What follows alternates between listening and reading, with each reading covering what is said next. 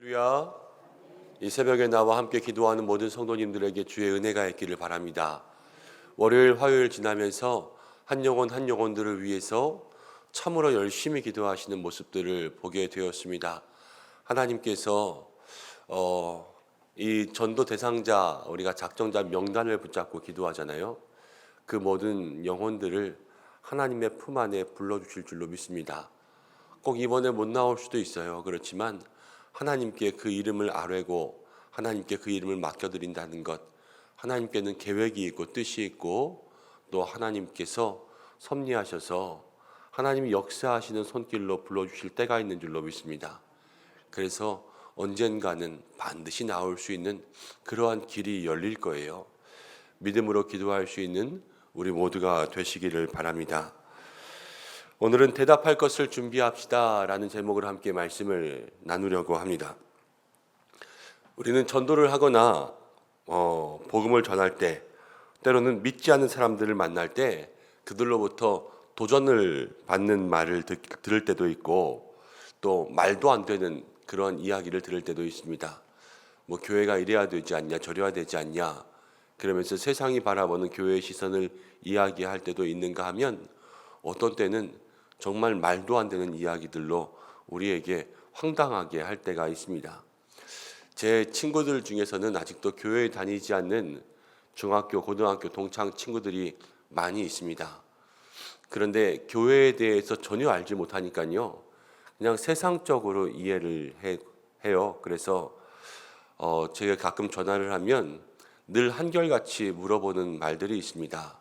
뭐를 물어보냐면요, 보험 세일즈를 하는 친구는 야, 네가 교회 그 예배 시간에 광고 같은 것 좀 해줘서 교인들 보험 좀 들게 하면 안 되냐, 그렇게 이야기합니다. 또 정수기를 판매하는 친구는 너네 교회 가면 정수기 좀 팔아줄 수 있냐, 그러면서 이야기를 할 때가 있습니다. 그럼 제가 그렇게 이야기하죠. 네가 와서 팔면은 내가 아무 말은 안 할게. 그런데 오지도 않고 나보고 팔아달라 그러면 얼마 줄 거냐?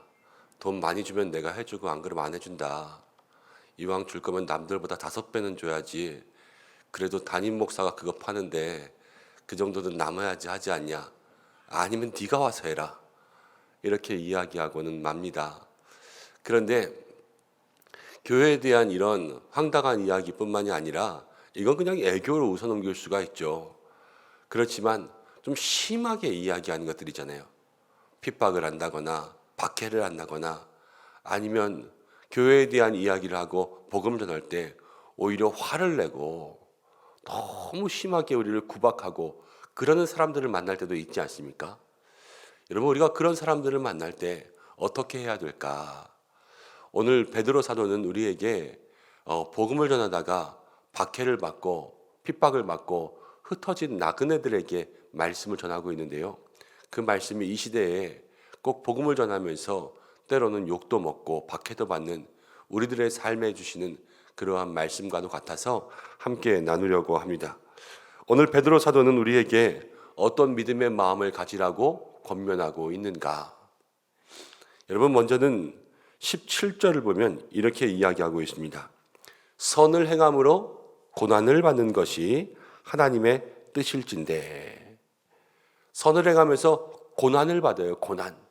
근데 고난을 받는 것도 하나님의 뜻 중에 하나라는 것입니다. 우리가 오늘 먼저 고난에 대해서 생각할 수가 있습니다. 복음을 전하고 좋은 마음으로 선을 행하고 때로는 아들에게 남편에게 교회 좀 가자. 이게 당신을 위한 거지 나를 위한 거냐. 하나님 만나야지 천국 가지. 한 번 태어나면 2번 죽고 2번 태어나야 1번 죽는다더라. 그러면서 이야기하면요, 쓸데기 없는 소리 하고 있네. 이러면서 돌아오는 것이 그들의 대답이지 않습니까? 이것이 바로 어떻게 보면 우리의 마음고생이고 삶의 고난 아니겠어요? 그런데 이렇게 고난을 받는 것도 어떤 때는 하나님의 뜻이라 이야기하고 있습니다. 선을 행할 때도 고난이 있다라는 거예요. 이해할 수는 없고 또 선을 행하면 복을 받아야 되지 않을까, 이렇게 생각할 수도 있지만 베드로 사도는 우리에게 선을 행할 때 고난도 찾아온다 그랬습니다. 여러분 이것을 먼저 마음속에 기억하고 가시기 바랍니다. 아, 선에 고난도 따라올 수 있구나. 하나님께서는 이 모든 것들을 주님의 뜻 가운데 두셨구나. 착한 일 하면서 좋은 일 하면서도요 힘들 수 있다는 거죠. 또 한 가지 14절 말씀 보겠습니다. 14절 이렇게 나옵니다. 그러나 의를 위하여 고난을 받으면 복 있는 자니. 의를 위하여 무엇인가 참 좋은 말이잖아요. 그렇지만 의를 위한 일에도 무엇이 따른다고요? 고난이 따른다고요. 의를 위하여서 일하다가도 고난이 따르는데 그때는 오히려 복이 있다. 베드로서는 우리에게 이야기하고 있죠. 사랑하는 여러분, 그래서 우리가 복음을 전하는 일이든 어떤 일이든 그 삶 속에 고난이 찾아오고 우리의 마음이 아픈 일들이 시작될 때가 있습니다. 그런데 그 모든 어려움들이 다가올지라도 우리가 그럼에도 불구하고 악을 행하는 것보다 선을 행하다가 이렇게 힘든 것이 낫고, 또 의를 위하여, 하나님을 위하여, 복음을 위하여, 예수님을 위하여서 고난을 받는 것이 우리에게 더욱더 복이 된다. 이 마음을 가지고 여러분 고통의 순간들, 고난의 순간들, 마음 아픈 순간들을 먼저는 잘 받아들일 수 있는 우리 모든 성도들이 되시길 바랍니다. 복음을 전하면서 때로는 욕을 먹고 핀잔을 듣고 니나 잘해라 뭐 이런 말을 들어도, 그러나 마음을 잘 다스려야 돼요. 왜냐하면 이 고난과 이 수모 가운데도 하나님의 뜻이 있고 이것을 통하여서 하나님께서 나에게 복을 주시기 때문에 막 부글부글 끓어오르지만, 그렇지만 마음을 잘 다스리고 있으면 그때 하나님께서는 우리에게 놀라운 일을 허락하여 주십니다. 고난을 받아들이고 견디는 거죠. 이때 우리가 어떠한 일들을 경험하게 되냐면 15절 말씀을 보세요. 15절 너희 마음에 그리스도를 주로 삼아 거룩하게 하고 너희 속에 있는 소망에 관한 이유를 묻는 자에게는 항상 대답할 것을 항상 준비하되 온유와 두려움으로 하고. 마음에 그리스도를 주로 삼아 거룩하게 하고 너희 속에 소망에 관한 이유를 묻는 자에게, 이렇게 나와 있습니다. 이것이 무슨 말이냐? 풀어서 이해하면 이렇게 이해할 수 있어요. 지금 분명히 욕도 하고 박해도 하고 핀잔도 하고, 그러면 대부분의 사람들은 어떻게 하냐면요, 자기도 큰 소리 치고 싸우고 아니면 피하거나 도망가거나 아니면 거기서 막 싸움이 일어나거나 이렇게 되는 것이 일반적인 수순이지 않습니까? 너나 다녀라 그러면은 이게 말이야 콱 이러면서 거기서 한바탕 부텀이 일어나야 될 텐데, 그렇지만 의를 위하여 고난받으려는 사람은 다 가라앉히죠. 그래서 마음을 가라앉힌 다음에 그래도 당신이 한 번만 나왔으면 좋겠어, 이렇게 이야기하고, 뭐 필요한 거 없어? 아니면 내가 이렇게 해줄게, 제발 한 번만 그러면서 계속해서 사랑의 말로 이 정도 했으면 분명히 포기해야 될 것 같은데, 이 정도 해야 됐으면 분명히 화낼 것 같은데, 이 정도 했으면 그만할 것 같은데, 그렇지만 그 마음속에 오히려 더 큰 사랑과 더 큰 열정으로 다가오는 것을 그냥 일반 사람들이, 믿지 않는 사람들이 바라본다고 생각해 보세요. 그러면은 그것을 오늘 성경은 뭐라고 이야기하냐면 소망에 관한 이유를 묻는 자들에게, 이렇게 얘기하죠. 도대체 네 속에 뭐가 있어서 그렇게 화도 안 내고 맨날 그렇게 얘기하는 거야? 이러면서 우리가 행동하는 그 이유를 물을 때가 온다라는 거예요. 분명히 어려움 가운데 있지만 그 어려움을 참고 견디는 것을 보면서 그 이유가 뭐야? 이렇게 세상 사람들이 우리에게 물어볼 때가 온다라는 거예요. 남들은 분명 이 일들을 견딜 수가 없는데, 그렇지만 우리는 기도하고 인내하고 참으면서 주님 바라면서 다 모든 것 감내하고 있는 것을 보면서 그렇게 다른 이유가 뭐야? 이것을 물어볼 때가 온다라는 거죠. 이 베드로 사도 당시에 그리스도인들이 그랬어요. 다 흩어진 나그네, 로마로부터 핍박받고 그 네로 왕제의 핍박 가운데 도망쳤던 모든 그리스도인들이 이러면 변절해야 되지만 변절하지 않고 숨어서 참아서 거기서 예수님을 더욱더 깊이 믿고 그들의 삶에 신앙의 본을 보이고 있으니까 도대체 그렇게 하는 이유가 뭐야? 이것을 사람들이 물어봤던 거죠.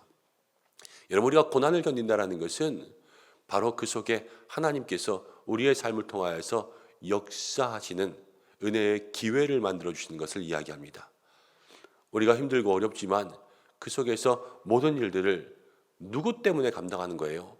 예수 그리스도를 마음의 주로 삼아 감당하고 있을 때 하나님께서 그 삶에 모든 세상 사람들의 마음에 감동을 줘서 무엇인가 이유를 물을 수 있는 그 삶을 만들어 주실 줄로 믿습니다.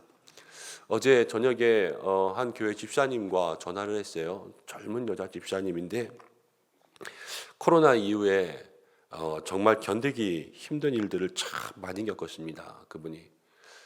제가 교회에 와서 얼마 안 있다가 코로나가 시작되고 그분도 이제 그 근방의 교회에 등록하면서 같이 제가 쭉 신앙생활하면서 봤는데 힘든 일들을 너무 많이 겪었어요, 진짜.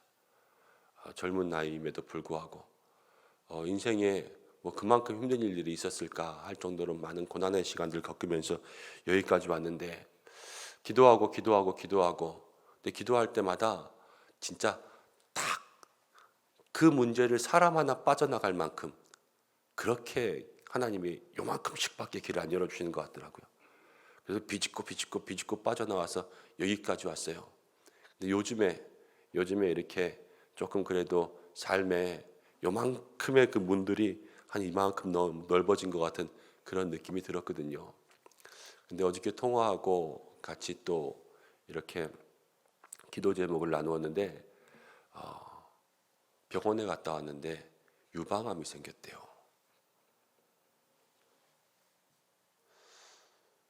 참, 이 고난의 순간들이 계속 이렇게 오다가 또 뭐라 말할 수 없는 그런 삶의 어려움들이 생겼잖아요. 그런데 통화하면서 제가 느낀 것은 너무 평안하고 너무 밝고 너무 안정되어 있는 거예요. 저는 막 이렇게 흔들려서 요동치고 있을 줄 알았어요. 그런데 너무나 평안하고 또 병원 다녀오면서 원래 교회에서 좀 만나기로 했는데 일이 있어서 오늘이나 내일 만나기로 좀 연기했거든요. 근데 그러면서 그래도 하나님께 감사합니다. 그래도 하나님께 감사합니다. 이런 목소리들이 너무나 이 마음을 편안하게 하고 있는 그런 느낌이 있잖아요. 뭔가 흔들리지 않는 그러한 이야기들을 제게 쭉 들려주는 것을 보면서 제 마음속에 그런 느낌 있잖아요. 큰 종이 땡 하고 울리는데 그게 가슴에서 울리는 것 같은 그런 느낌이 드는 거예요. 믿음의 힘이 이런 거구나.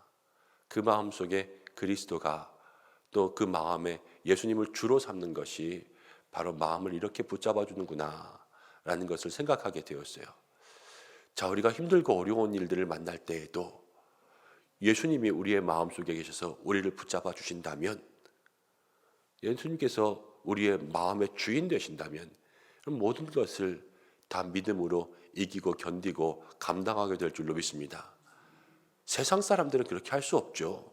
원망하죠. 삶이 이게 뭐냐고. 왜 나만 이렇게 되냐고. 그렇지만 그 속에 하나님께 감사할 수 있는 마음이 나오는 것. 세상 사람들이 분명히 물어볼 거예요. 너는 억울하지도 않냐? 너는 화나지도 않냐? 너는 분하지도 않냐? 그렇게 사는 거 힘들지도 않냐? 그렇지만 그 소망의 이유를 물어볼 때 오늘 성경은 이야기합니다. 대답할 것을 항상 준비하라. 우리의 마음속에 아니다. 내 안에 계시는 예수님. 그 예수님으로 말미암아 내가 이러고 있다. 라는 것을 대답할 기회가 있을 때 그것을 통하여서 여러분 복음이 전파되는 거예요. 그래서 고난 가운데도 하나님은 그 고난도 들어 사용하시는 거죠. 우리가 이 한 주간 우리의 삶, 또 복음을 전하고 우리의 가까운 사람들에게 예수 그리스도를 증거하는 믿음의 삶에 있어서 먼저 우리의 마음을 그렇게 하나님 사용해 달라고 기도할 수 있는 성도님들 되시기 바랍니다. 고난이 있고 어려운 일이 있고 힘든 일들이 있고 또 복음을 전하다가 실망하게 만들고, 아유, 내가 꼭 이렇게까지 해야 되나? 참, 이런 생각이 들 때도 참 많이 있어요. 그렇지만 그럴 때에도 우리의 마음을 붙잡으면 하나님께서 그 마음을 통하여서 분명히 감동되는 일들을 그들에게 보여주시고 그들의 마음속에 궁금함과 질문을 가지게 하실 거예요. 그때에 대답할 것을 항상 준비할 수 있는 믿음의 사람들 되시기를 간절히 바랍니다. 18절 말씀 보겠습니다. 18절 함께 읽어보겠습니다. 시작. 그리스도께서도 단번에 죄를 위하여 죽으사 의인으로서 불의한 자를 대신하셨으니 이는 우리를 하나님 앞으로 인도하려 하심이라. 육체로는 죽임을 당하시고 영으로는 살리심을 받았으니 19절까지 그가 또한 영으로 가서 옥에 있는 영들에게 선포하시니라.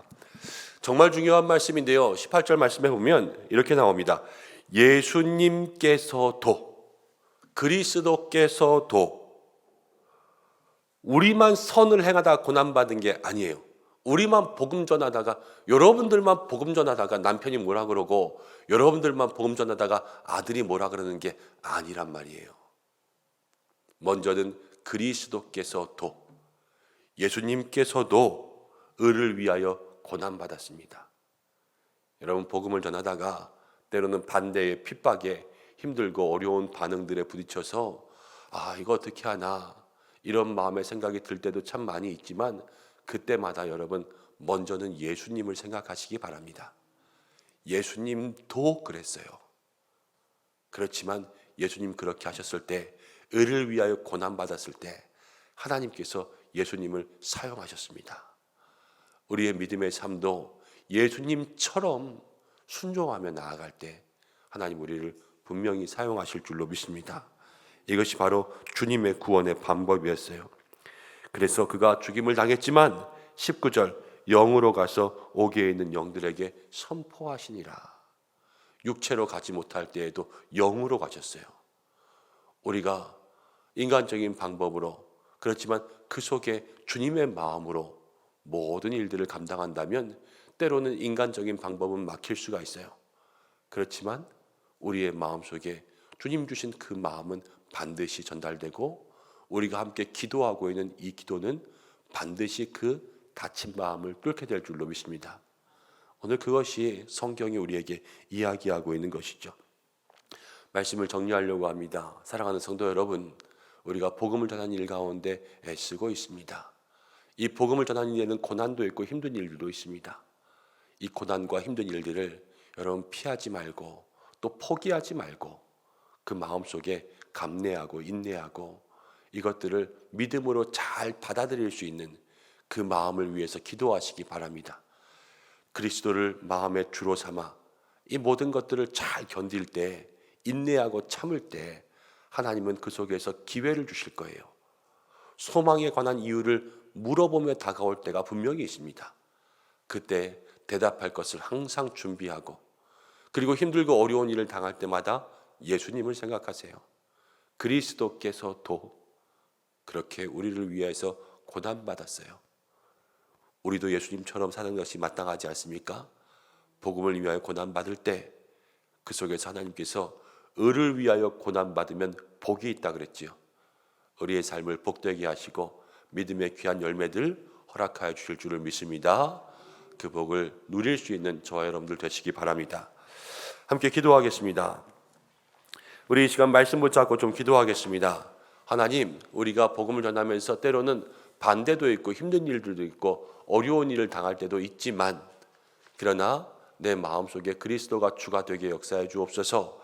함께 기도하고 또 소망에 관한 이유를 묻는 자들에게 대답할 것을 준비하게 하시고 언제나 예수님 바라보면서 그리스도께서도 그러신 것처럼 나도 그 일들 잘 감당할 수 있도록 인도해 달라고 이 시간 말씀 붙잡고 함께 기도하고 복음을 전하는 내가 복음을 전하는 사람들 있지 않습니까?